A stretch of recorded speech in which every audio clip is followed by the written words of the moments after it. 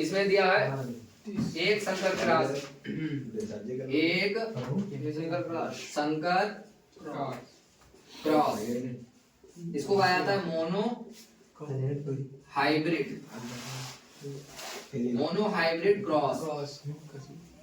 ठीक है, ये इंपॉर्टेंट है मोनो हाइब्रिड क्रॉस, क्योंकि जो ग्रेगर जॉन मेंडल थे उन्होंने पहले एक संकर क्रॉस कराया, उसके बाद दुई संकर क्रॉस कराया।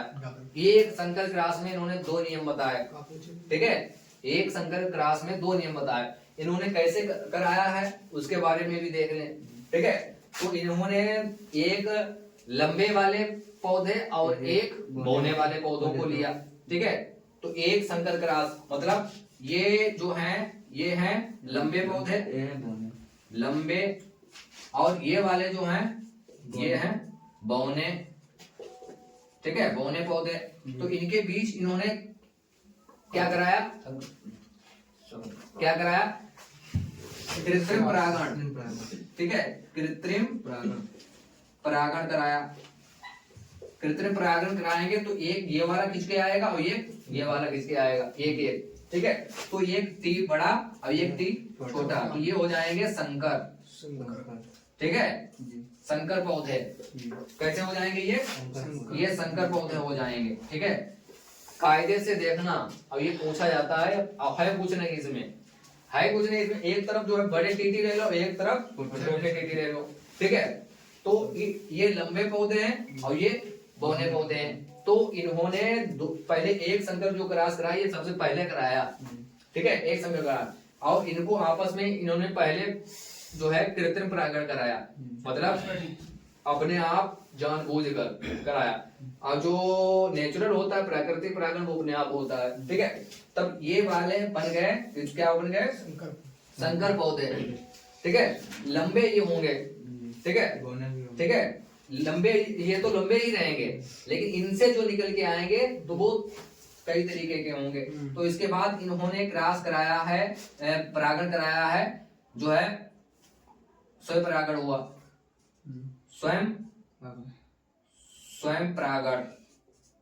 तो ये स्वयं परागण होगा, तो इसमें जो होंगे वो टी टी, ये वाली जो पीढ़ी है वो F1 पीढ़ी है। ठीक है, F1 पीढ़ी है। उसके बाद में F2 पीढ़ी आएगी।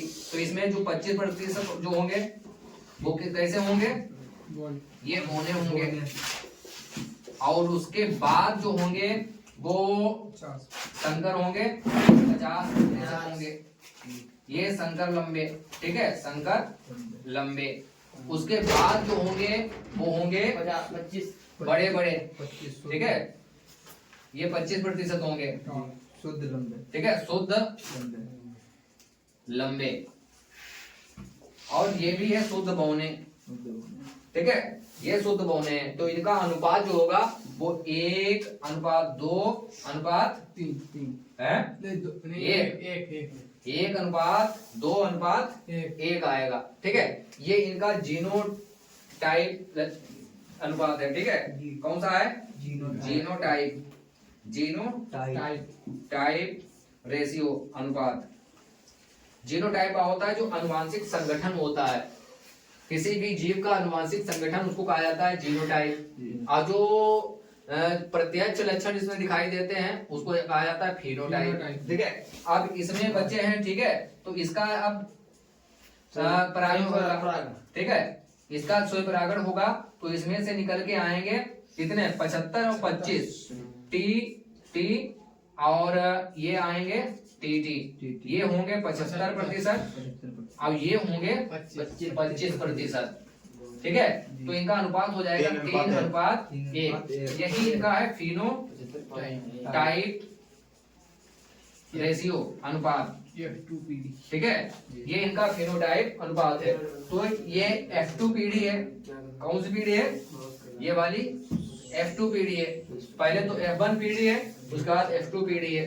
ठीक है, तो इस हिसाब से इसको दर्शाना है बढ़िया करके परीक्षा में। ठीक है, आपको क्या करना है, उसमें हेडिंग डालना है एक संकर क्रॉस पूछा जाएगा। एक संकर क्रॉस मोनो हाइब्रिड क्रॉस। इसमें आपको ले लेने हैं बड़े लंबे पौधे। ठीक है, लंबे पौधे टीटी कैपिटल टी थी, और बौने पौधे स्मॉल टी थी। ये डॉर्फ है, ये टॉल है, ठीक है।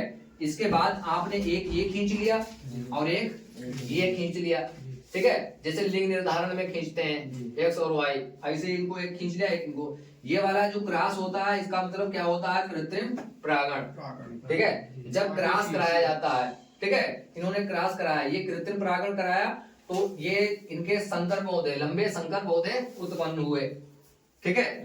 फिर इसके बाद में इसका स्वयं परागण हुआ, तो स्वयं परागण में जो है शुद्ध बौने पौधे 25% आए। कितने आए?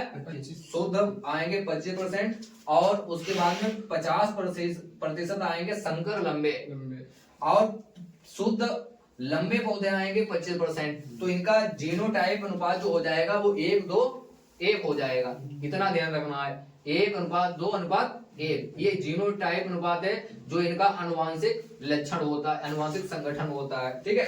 उसके बाद में जो बचे हैं भाई, ये संकर जो बचे हैं, इनमें भी तो लक्षण 2 हैं, तो इसमें फिर इनका कराओगे तो आएंगे ये 75% शुद्ध लंबे, ये 25% शुद्ध बौने आएंगे। कहानी खत्म हो जाएगी। ये जो इनका होता है, ये फिनोटाइप अनुपात होता है, ये शुद्ध हो जाएंगे। ये इनके अब ये बिल्कुल इनके जो है प्रत्यक्ष लक्षण इसमें दिखाई देंगे, ठीक है। फिनोटाइप अनुपात वह होता है जो जीव में या किसी पौधे में आंखों के द्वारा लक्षण दिखाई पड़े, उनको कहा जाता है फिनोटाइप, ठीक है।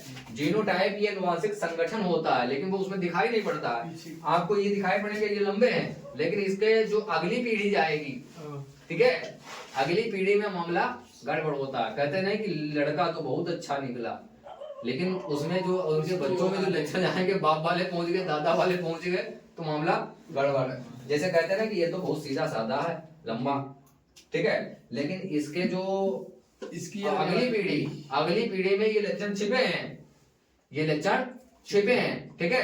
तो ये लक्षण बाद में अगली पीढ़ी में दिखाई पड़ेंगे, इस पीढ़ी में दिखाई नहीं पड़ेंगे, अगली पीढ़ी में दिखाई पड़े रहे। देखो ये देखो 25% कौन है, लेकिन यहाँ दिख रहे थे कि लंबे हैं, संकर लंबे। तो ये इसका जो है एक संकर क्रॉस है इनका, ठीक है, ग्रेगर जॉन मेंडल का। अब पूरा चैप्टर इसी के ऊपर डिपेंड है, ठीक है। तो ये इन्होंने इसमें 2 नियम भी बताए हैं। कितने नियम बताए हैं? 2। पहला नियम कौन सा है? नियम है पहला काय का नियम? प्रभाविता का नियम। पहला है प्रभाविता लॉ ऑफ डोमिनेंस का नियम, लॉ ऑफ डोमिनेंस, ठीक है। परिभावता का नियम होता है। दूसरा होता है पृथक्करण